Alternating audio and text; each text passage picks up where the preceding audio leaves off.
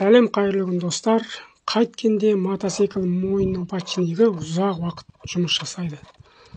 Біз алдыңғы видеоларымызда мотоцикл мойнының подшипнигін айырбастау туралы видеолар салған болатынбыз.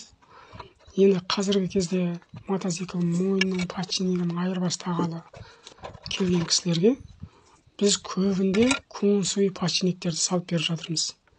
Өйткені көңіл суи подшипниктер енді мотоциклдің бір өміріне жетеді деп ойлаймын. Ал енді жаңа мотоциклдердің мойнының подшипнигін салған кезде вилканы қысып ұстап тұрған осы үстіңгі екі болтты ғана мықтап қатайтамыз.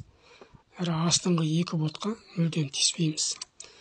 Осы үстіңгі екеуі мықты қатайғаннан кейін барып қана үстідегі үлкен гайканы қатты қылып отырып аямай қысамыз.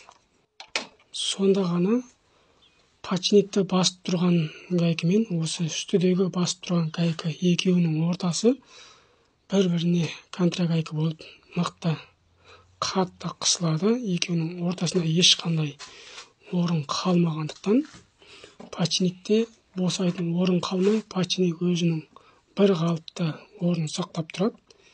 Енді бұл подшипниктің кетуіндегі негізгі себеп жаңағы үстіңгі гайканың босауынан подшипник босайды. Сол арқылы бір-біріне қажалып, шашылып жоқ болады. Ал енді дәл осылай бір-біріне контрагайка болып ұстап тұрған жағдайда бұл аралықта ешқандай бостық болмай, подшипник өз орнын сақтап ұзақ уақыт жұмыс жасайды.